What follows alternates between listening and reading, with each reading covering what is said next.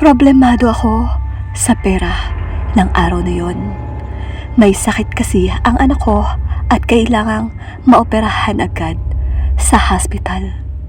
Sabi ng doktor ay hindi na raw kailangan patagalin pa para maisalba ang buhay ng aming anak.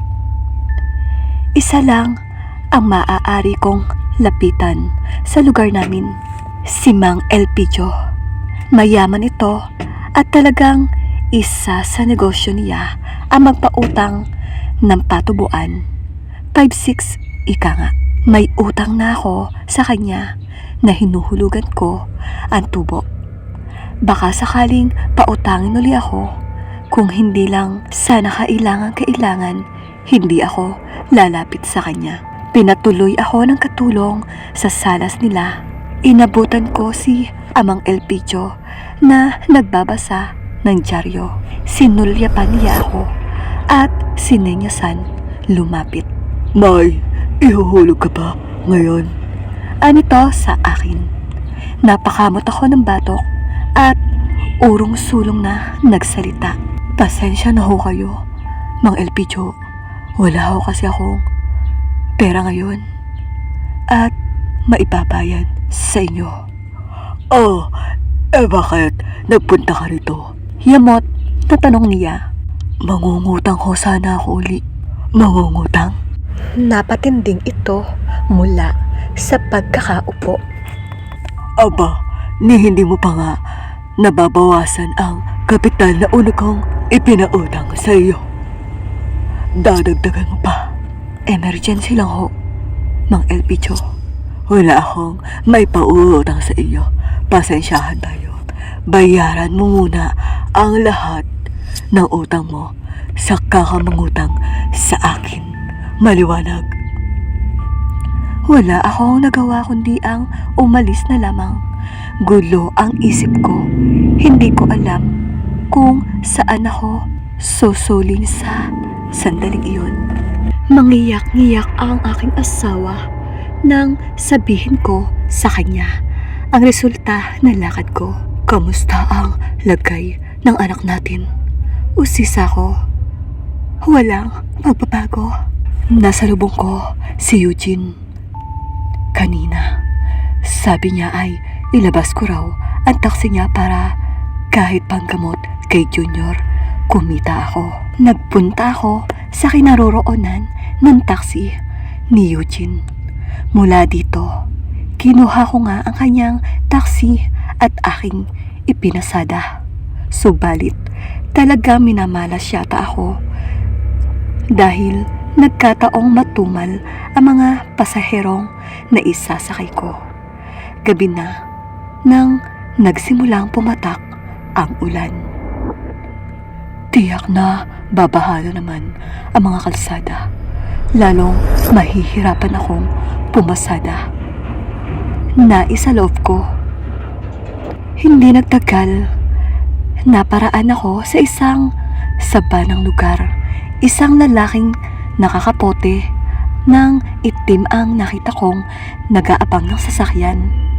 Malakas ang ulan at alam kong hindi kayang ipangkanlong ng lalaki sa katawan niya ang suot na kapote. Huminto ako sa tapat niya.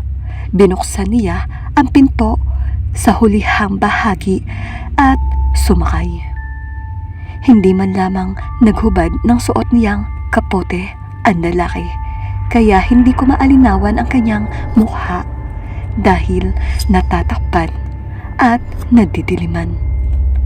Saan ho tayo? Tanong ko sa kanya. East Avenue Medical Center. Nagulat ako dahil doon naka-confine ang anak ko. Ganon pa man, walang tanong na inihatid ko siya doon. Subalit nang malapit na kami doon, biglang nagbago ang isip niya.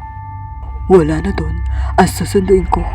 Dalhin mo na lamang ako sa Lanzones Road. Anito. Labis akong nagulat dahil nagkataong sa lugar na binanggit niya kami nakatira. May napansin akong sa aking sarili habang sabay ko ang aking pasahero. hindi na alis ang pangangalisag ng aking balahibo. Nakatatakot naman ang pasahero ko. Parang kakaiba ang kanyang tinig. Akala mo galing sa hinukay na balon na isaloob ko habang binabagtas ko ang kahabaan ng highway patungo sa amin. Minabuti kong kausapin ang aking pasahero para maging komportable ako at maalis ang takot. Pasyente ho ba ang susunduin ninyo sa hospital kanina? Oo. May pasyente din ho akong anak sa hospital na yon, sir. Malubha po ang sakit niya at kailangan maoperahan, sabi ng doktor. Kaya lang ay wala akong mautangan ng pera. Ang buhay ng tao ay hindi na isasalba ng pera. Alam ko po iyon bilang isang magulang na nagmamahal sa aking anak. Gagawin ko ang lahat na paraan para maisalba ko ang buhay ng aking anak. Ilan ba ang anak mo? Nag-iisa lang ho si Junior ko. Katunayan po, menopause baby po siya dahil may edad na po kami ng misis ko nang mabuntis siya. Labis pong kagalakan ang puso namin sa pagkakaroon namin ng anak. Isa siyang lugod at galak sa aming tahanan. Nagpasalamat nga ho kami sa Diyos dahil binigyan pa kami ng anak. Hindi na kumibo ang pasahero. Nagkwento ako sa aking pinagdaanan sa buhay. Ang hirap na tinamo ko bilang ulila sa magulang. Nakikinig naman ang lalaki. Sayang at naging mahirap lamang ako. Hindi man lang mabigyan ng buhay na maganda ang pamilya ko. Ngayon ay nanganganib pa ang buhay ng anak namin. Mabuti pa si Mang Elpidio, ang mayamang loan shark sa aming lugar. Marami siyang salapi, namumuhay sa karangyaan. Sa kanya nga ho kami nalapit kapag nagigipit sa pera. Pinauutang naman niya kami, pero sa sobrang patubo, halos naging alipin na kami sa kanyang pautang. Tulad ng inutang ko sa kanya, halos tubo pa lang ang naibabayad ko. Kung tutuusin ay bayad na sana ako sa kapital, pero hindi ito nababawasan dahil sa tubo pa lang ay nanganganak na ng panibagong tubo. Kanina ay halos magmakaawa ako na lumapit sa kanya, pero pinagkaitan niya ako. Hindi niya naisip na buhay sana ng anak ko ang maisasalba ng salaping inuutang ko sa kanya. Isang malalim na buntong hininga ang narinig kong wari ay hinugot na lalaki sa kanyang dibdib. Nagulat na lamang ako nang parahin niya ako sa mismong tapat ng aming bahay. Diyan ho kami nakatira, sir. Sabi ko sa kanya sabay turo sa bahay ko. Inakala kong bababa na siya pero nanatili siyang nakaupo sa loob. Tinawag ko ang kanyang atensyon. Sir, bababa pa po ba kayo? Tanong ko.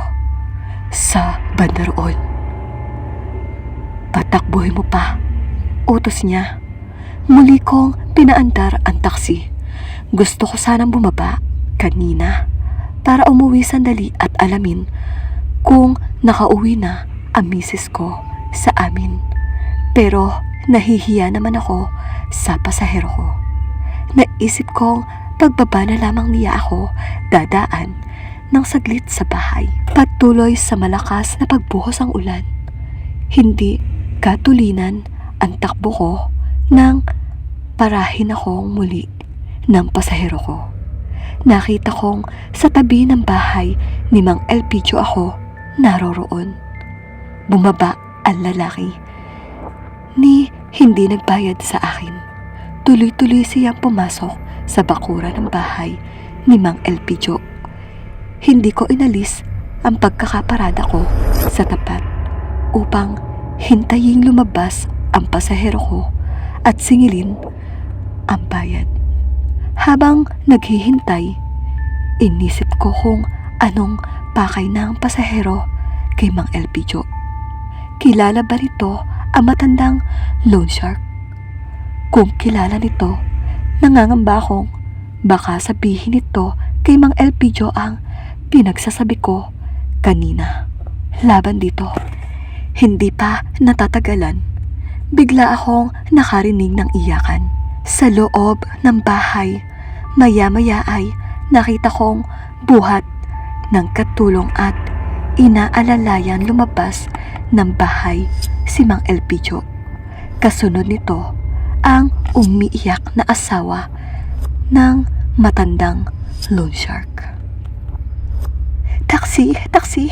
sigaw sa akin ng asawa ni Mang Elpidio. Dali! Isugod natin agad ang asawa ko sa hospital. Inatake siya." Atas nito. Pero atubili akong isinakay si Mang Elpidio dahil inisip ko ang pasahero kong pumasok kanina sa bahay nila. "Babayaran kita ng doble. Mailigtas lang ang kamatayan ng asawa ko."